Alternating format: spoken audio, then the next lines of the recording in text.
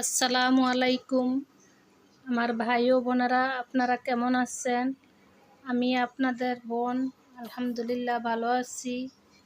আজকে আগের মতো নতুন একটি ব্লগ নিয়ে হাজির হলাম। আজকে রান্নাঘর নিয়ে শুরু।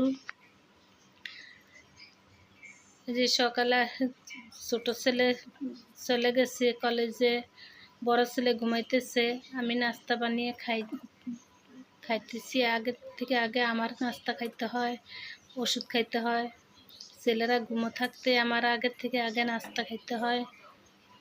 এখন নাস্তা খাইয়া দুপুরে রান্নার আয়োজন করলাম।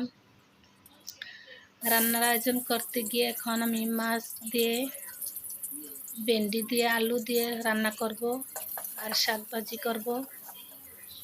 এখন পাশে থাকেন, দেখতে থাকেন। যে মশলা কষাইতেছি।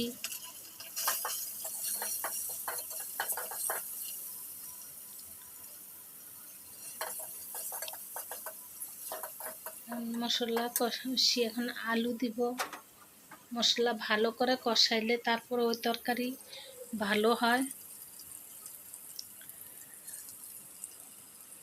তরকারি ভালো হওয়ার কারণ হয়েছে মশলা কষানোর মধ্যে। ধরেন আমাদের মশলা কষানো ভালো হইলেই তরকারি ভালো হয়। আর ঝোল কম রাখলে ওই তরকারি ভালো হয়। তরকারির মধ্যে ঝোল বেশি রাখলেও তরকারি মজা লাগে না।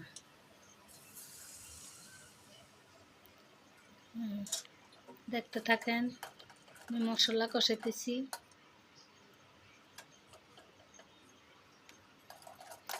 আমি আসলে কি, মোবাইল ধরে রাখতে হয় এক হাতে, আর এক হাতে আমি তরকারি নাড়তে হয়।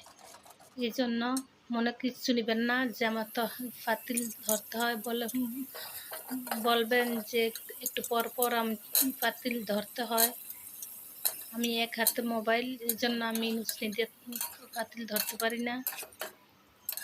ইনশাল্লাহ আস্তে সব ঠিক হয়ে যাবে। এখন আমি আলু দিলাম, আলু কষাইতেছি। আলুটা ভালো করে কষাইলে তারপর ভেন্ডি দিব।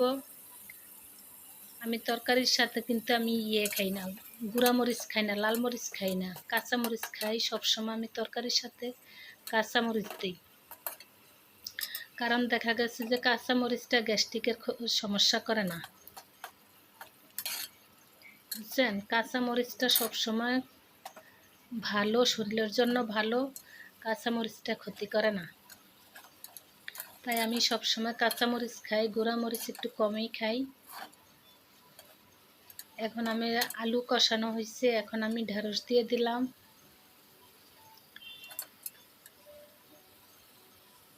মশলা কষানোর পরে, তরকারি ভালো করে কষানোর পরে তারপর মাছ দিয়ে দিব, জল দিব।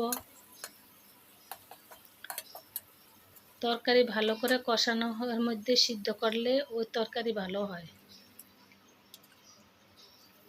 এখন আমার তরকারি সিদ্ধ হয়ে গেছে, এখন আমি জল দিতেছি। দেখতে থাকেন।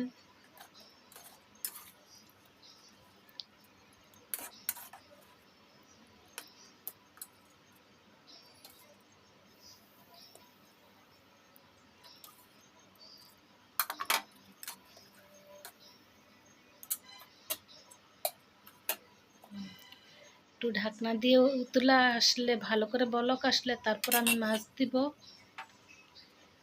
এই যে মাছটা আমি আগে ভাজে রাখছি। আমার মাছ ভাজাটা কেমন হয়েছে কমেন্ট করে জানাবেন।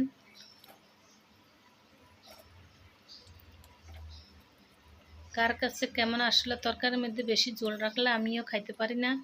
আমার ছেলেরা আবার মাশাআল্লাহ একটু ঝোল খাইতে পছন্দ করে। ছেলেরা আবার একটু ঝোল খাইতে পছন্দ করে। ঘরের মধ্যে আমরা তিনজন তিন রকম খাওয়ার রুচি। এই জন্য যাক, আমারটা হয়তো একটু ত্রুটি হোক, ছেলেদের যেন ত্রুটি না হয়। আমার তরকারি হয়ে গেছে, এখন আমি শাক ভাজি বসাবো।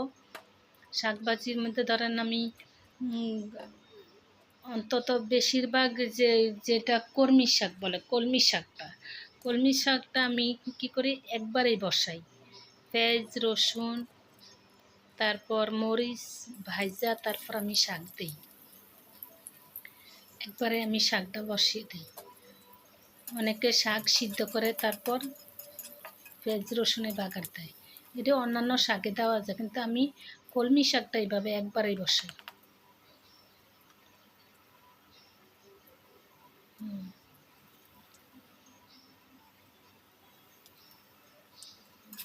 দেখতে থাকেন আমার শাকটা কেমন হয়েছে, কালার। আমার কথার মধ্যে কোনো ভুল ত্রুটি হলে ক্ষমা করে দিবেন। আসলে আমি নতুন ব্লগ করি, তো তার জন্য মনে কোনো কিছু নেবেন না। আমার শাকটা হইলে কালার কেমন হইতেছে আমাকে জানাবেন, আমার ভুল ত্রুটি হলে ক্ষমা করে দিবেন। আর আমার চ্যানেলটি লাইক কমেন্ট সাবস্ক্রাইব করবেন, ভুল হলেও বলবেন, ঠিক হলেও বলবেন, আমাকে কমেন্ট করবেন। আল্লাহ হাফেজ, আসসালামু আলাইকুম।